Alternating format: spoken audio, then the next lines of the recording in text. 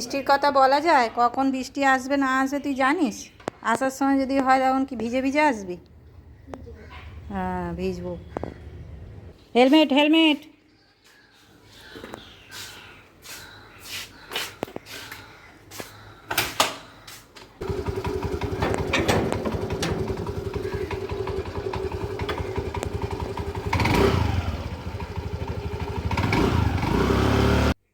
Hello বন্ধুরা, good morning. Renuka daily blog চ্যানেলে রেণুকা চলে এসেছে আর একটা নতুন দিনে নতুন ব্লগ নিয়ে। আশা করছি তোমরা যে যেখান থেকে দেখছো সবাই খুব ভালো আছো, আর আমিও বেশ আছি।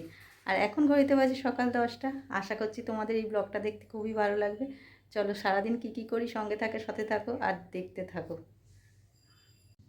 আর আজকে সকালে উঠতে আমার অনেকটাই লেট হয়ে গেছে, শরীরটা অতটা ভালো ছিল না, ওই কারণে উঠতে একটু লেট হয়ে গেছে। আর যেহেতু পাপাই ডিউটি যাবে ওই জন্য তো সকালবেলা উঠতেই হবে, ওই কারণে একটু দেরি করেই বসিয়েছি আর কি।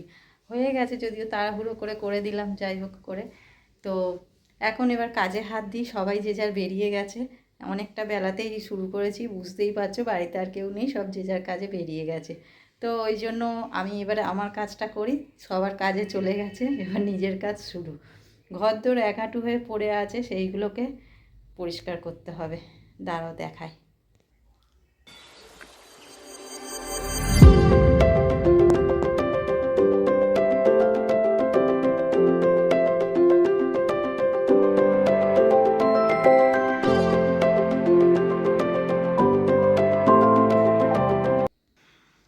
তো দেখলে ঘর এক হাঁটু হয়ে রয়েছে, সেইগুলোকে এবারে পরিষ্কার করি।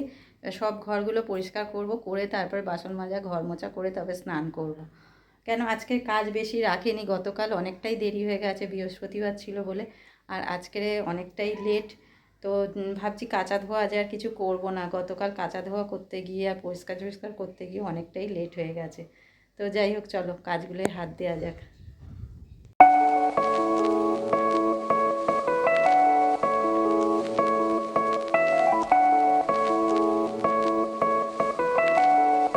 শুধু রান্না নয়, রান্নার সাথে সাথে ঘরের কাজগুলো করতে গিয়েও অনেকটা টাইম লেগে যায়।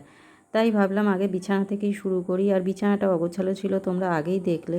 আর বিছানাটা টান টান করে না গোছালেও ঠিক মনোপুত হয় না, তাই ভাবলাম আগে বিছানাটা গুছিয়ে নিই, তারপরে একে একে হাত দেবো। ঘরে ঢুকলে কোনটা আগে শুরু করব কোনটা পরে করব বুঝতেই পারি না। তাই জন্য বিছানাটাই আগে করলাম।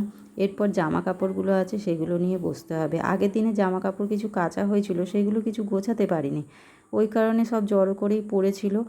আর সেইগুলোকে নিয়ে সকালবেলা করে গোছাতে বসি, যখন যেরকম সময় পাই আর কি বসি। সন্ধেবেলা ভালো লাগলে করি, না হলে সকালবেলায় উঠে করতে হয় সেইগুলোকে। ওই জন্য একটু দেরিও হয়ে যায় তার জন্য। আর সব কাজ করতে গেলে তো একটু দেরি হবেই, সকালবেলার দিকটা যেহেতু। আর এইগুলো গুছিয়ে নিয়ে আলাটাও গোছানো হয়ে যাবে। তারপরে উঠে ভাবছি বাসন মাজাগুলো, ঘর মোছা, ঝাঁট দেওয়া সব এইগুলো করতে হবে। তো যাই হোক। আর ব্যাগে দেখতে পাচ্ছ, ব্যাগে আগের দিনকে আমি সেলাইগুলো দিয়ে এসেছিলাম, সেইগুলো বাড়িতে দিয়ে গেছিলো, সেগুলো আর আমি আনতে যাইনি। আর ব্যাগটা ওই অবস্থাতেই রাখা আছে, সেখান থেকে আর তুলিও নি।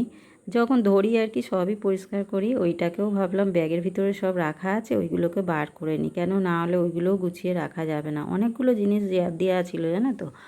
আর কিছু পাঠিয়েছে, বেশিরভাগটা দিয়ে দিয়েছে, আর দু একটা জিনিস হয়তো আছে, সেগুলো আনতে যেতে হবে। আর আবার কিছু জিনিস জড়ো করে রেখে দিয়েছি, সেইগুলো আবার পাঠাতে হবে সেলাই। তো ওই কারণে ওইগুলোকে বার করে এবার গুছিয়ে রাখি। দোতলায় চলে এলাম, কালকের কিছু ভিজে জামা কাপড় এখানে সকালবেলা দিয়ে গেছিলাম, দড়িতে ছিল, রেলিংয়ে মেলে দিয়ে গেছিলাম, ওগুলোকে এখন তুলে নিয়ে যাই, শুকিয়ে গেছে। আবার ভিজেগুলো দিতে হবে। এই দেখো সব দেওয়া রেলিংয়ে। আর এখানে এই যে পর্দা করে দিয়েছে বলে এইখানটা আর দেওয়া যাচ্ছে না, কেন বৃষ্টি এলে এখান দিয়ে ঝাপটা আসে আর দরজায় জলটা লাগে, ওই কারণে এইখানটায় পুরো একদম প্লাস্টিক দিয়ে ঘিরে দিয়েছে। আর নিচেরগুলো ফাঁকা আছে বলে এইগুলো জামা কাপড়গুলো মেলে দিয়েছি। তুলে নি, দাঁড়াও আসছি। ওফ, যেন কতদিন পর রোদ্দুর বেরিয়েছে, দেখো গাছগুলো ঘাসগুলো হয়ে আছে, কি সুন্দর সবুজ চকচক করছে। আর কতদিন জানলাগুলো খোলা হয়নি বৃষ্টি ফিষ্টির জন্য, এই জানলা সব খুলে দিলাম। আর এই প্লাস্টিকগুলো দিয়েছে কেন বলো তো, ওই বৃষ্টির জলটা আসে বলে। চলো নিচে যাওয়া যাক, এই কটা আবার গুছিয়ে নিয়ে তারপরে বাসন মাজবো, ঘর মুছবো, অনেক কাজ আছে। কলিংটা নিয়ে যাই, এক হাতে কত কিছু। আর সকালে কাজের পর আর সামনে আসিনি, বিকেলবেলায় চা নিয়ে বসে পড়েছি। আর এই একজন জানলায় উঠে বসে চা খাচ্ছে। আর আজকে আকাশটা দেখো কি সুন্দর লাগছে না? এক এক সময় মেঘ করে আসছে, আবার এক এক সময় রোদ্দুর হচ্ছে। একদিন আকাশটা এত সুন্দর দেখতে লাগে, সত্যিই মনটা মুগ্ধ হয়ে যায়। তাই আকাশের দিকে তাকিয়ে না একটু বসে থাকি বা দাঁড়িয়ে থাকি। তাই ভাবলাম না দেখে নিয়ে আর না তুলে ছবিটা থাকতে পারলাম না, তাই একটু ছবি তুললাম। আর দেখতে বেশ ভালোই লাগছে। আর চাটা খেয়ে চলে এলাম একটু ছাদে। ছাদে একটু হাওয়া দিচ্ছে, একটু এলেও ভালো লাগে। প্রত্যেক দিন আসা হয় না, তো আজকে ভাবলাম একটু যাই, গিয়ে একটু ছাদ থেকে ঘুরে আসি। অনেক দিন ছাদে ওঠা হয় না। আর উঠি মানে সন্ধেবেলা করে উঠি, সন্ধে দিয়ে আবার নেমে যাই। এমনি বিকেলবেলা করে আর ওঠা হয় না, একটু শুয়ে থাকি, ওই কারণে হয় না। তো চা খেয়ে নিলাম, অভিজিৎ চা খেয়ে দোকানে চলে গেল। আর আমি বসে থেকে কী করবো, ভাবলাম একটু ওপরে হাওয়া খেয়ে আসি, তো ওই কারণে একটু ওপরে এলাম। আর আকাশটা আজকে কত রকম করছে দেখো, আবার মেঘ করে এসছে। একটু হাঁটা চলো, হাঁপিয়ে গেছি উঠতে গিয়ে, অতগুলো সিঁড়ি বেয়ে উঠতে উঠতেই হাঁপিয়ে যাই। একটু হাঁটাচলা করি, করে তারপরে সন্ধে দিয়ে নেমে যাবো একেবারে। আর এই গাছের ফুলগুলো দেখো কি সুন্দর হয়েছে, আর কালারটা কি দারুণ। আর এইখানটায় হয়েছে সাদা ফুল, আর এইখানটা এইগুলোকে কী ফুল বলে জানি না।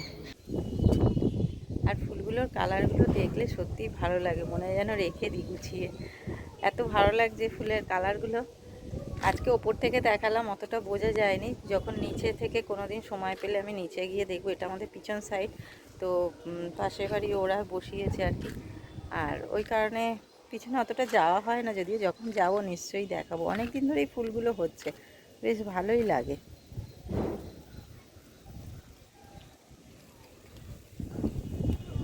হাওয়াটাও বেশ ভালো দিচ্ছে। এই গাছগুলো কালকে জল দিয়ে গেছি, আজকে আবার দেখো কিরম মাটি ফেটে গেছে, আবার এখন জল দিতে হবে। এটা তুলসী গাছ হয়েছে, আর এখানে গাঁদা গাছগুলো হয়েছে।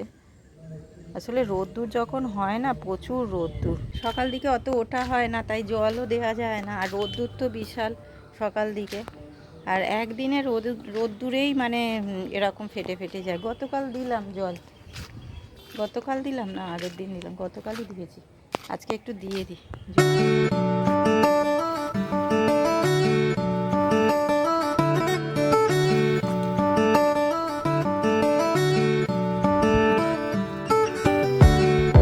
আর জল দিতে দিতে সন্ধ্যের টাইমও হয়ে গেছে, একটু সন্ধে সন্ধে হয়ে এসছে। আর আমি ঠাকুর ঘরে চলে এসেছি সন্ধেটা দিতে।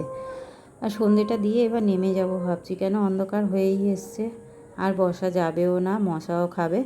ওই কারণে সন্ধেটা আগে জেলে দিই, দিয়ে তারপরে নিচে যাব।